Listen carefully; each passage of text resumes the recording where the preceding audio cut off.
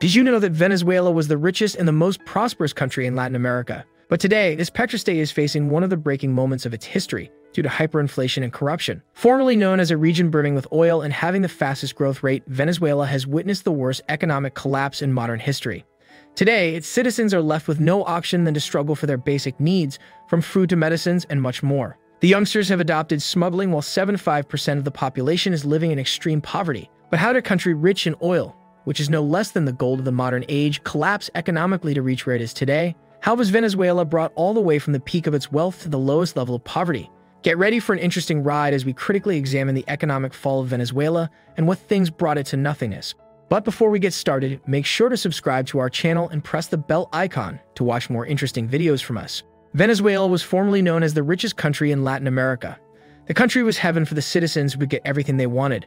Back then, the Venezuelan government and economy were so strong that almost every industry was subsidized. The country's oil reservoirs were more than the oil reserves of Saudi Arabia, Kuwait, the United Arab Emirates, and other oil-producing countries.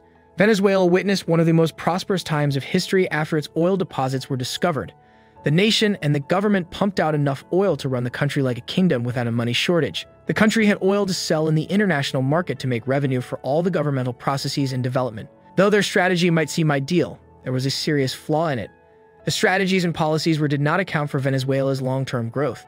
Let us have a look at how Venezuela boomed when oil was discovered and how it became a reason for its downfall later on.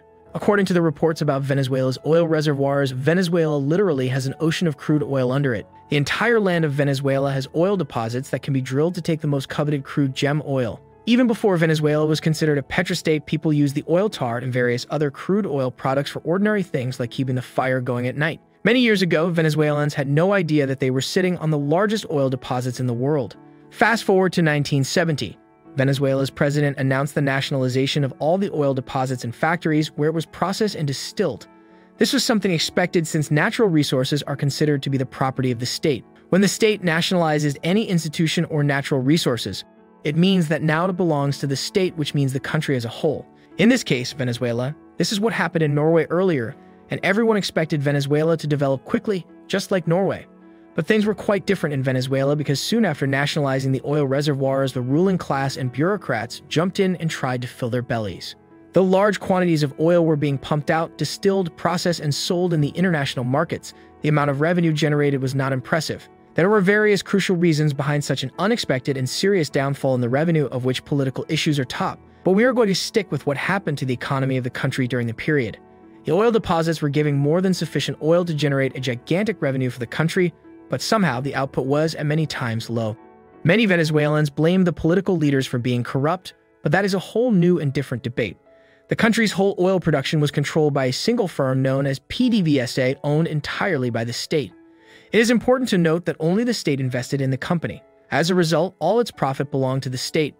PDVSA could control the supply of oil in the international market and also had the power to restructure all policies concerning oil production in the country. You might think it was beneficial for the country to have the firm entirely under its control. The idea might seem promising for the welfare of the natives, but the officials involved in the process robbed the money that was for the expansion of the oil production infrastructure. The state officials gave the PDVSA officials ample opportunities to embezzle funds from the firm, and the officials did this to their full capacity. They embezzled so much money that when it was time to exploit new oil deposits, the country lacked the funds. As a result, no new oil deposits were discovered at all, which somehow made everyone skeptical about the activities of those at the helms of affairs. Fortunately, in 1999, Hugo Chavez was sworn in as the president of Venezuela and tried to establish new policies for oil production. He allocated different companies and set quotas for them. Chavez also fought corruption tirelessly. His new vision and policies undoubtedly brought prosperity for the nation, but in 2002, the company's employees protested, probably due to the lack of opportunities for further embezzlement.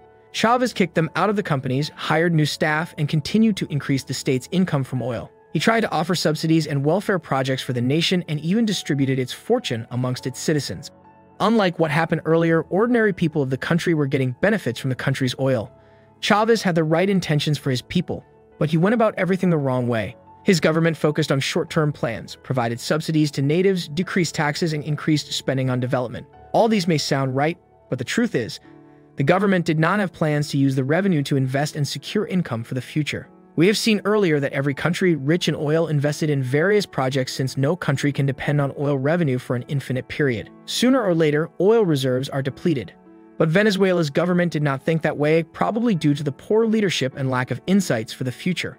What the country was earning from the oil was being spent with no plans for the future. The citizens were assured that the government had proper planning if, by any means, the oil prices went down or the oil reservoirs ran out.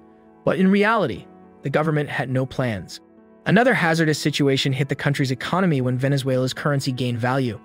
A country's currency gaining value in the international market may seem beneficial, but in reality, it hits the country hard when the source of the boom is one commodity. Venezuela had only oil to rely on for its economy, development, and the nation's welfare. This is not so absurd, but it is way too risky with lots of uncertainty for countries looking to keep pace with the developing world. When Venezuela started selling oil in the international market, its export increased and ultimately the value of its currency increased too. But note here that this was being supported only by oil. When its currency gained value, it became cheaper for Venezuela to buy products from other countries than produce them. The same product that Venezuelans were buying for $10 was not available at $5 at the local market. It was the same $10 or more. As a result, ordinary people chose to buy imported products at lower prices than local products, which destroyed Venezuela's local industry. In addition, Venezuela could not export any other product due to the high prices of its products. The cost of production for any product was way higher than the price of the product being sold in the international market. Thus, the artificial value of its currency and the artificial land, where its economy was standing, all put the Venezuelan economy in grave danger. Unlike the oil-rich countries like Saudi Arabia and UAE, which were investing in their local industry, Venezuela was only selling oil and spending what they had. By 2008, Venezuela was exporting only oil and nothing else. This created a storm of unemployment and a dire shortage of money. The government decided to give money to its natives instead of giving them sources to earn. No doubt the citizens were happy to get money without work, but they did not know that they would pay for that in the future. The government of Venezuela was also taking loans from all its banks to spend money, adding greater weight to its already struggling economy. To get rid of the debts, the government decided to launch enterprises that could produce basic products like food, medicine, tech products, and many more. When the government was adopting every business, no one could invest in businesses. Who would want to launch a business to compete with government-owned companies and run at a loss? The government was producing basic products to sell to its natives, and it kept flooding them with money to buy those products. In simple words, the Venezuelan economy was getting closer to its collapse with each passing day. But Venezuela still had its last hope intact, its oil, which gave it the last push into debts. The oil price started going down, and with it, the currency's value also decayed until the government had to print more currency. This poorly considered action resulted in hyperinflation, and buying basic goods became way too difficult for the country's middle class. The government no longer had the means to take loans to flood money on its citizens artificially. In conclusion, we can say that Venezuela's economy saw the hardest times of its history due to the poor planning from its leadership. A country rich in oil deposits saw the worst time that even countries without many natural resources do not see in the modern world. If the government had invested in projects and local industries, things would have been much different than what they are today. Probably, Venezuela could be the same as the United Arab Emirates. Unfortunately, it is not. Can you believe that a country with such quantities of oil could go through such dire situations? We would love to hear from you. Do you think Venezuela should have done the same thing Norway did to remain on the surface? Do you want to watch more amazing videos from us? If yes, then make sure to subscribe to our channel and press the bell icon, because we have got a whole lot of interesting videos for you. Until the next incredible video, stay tuned.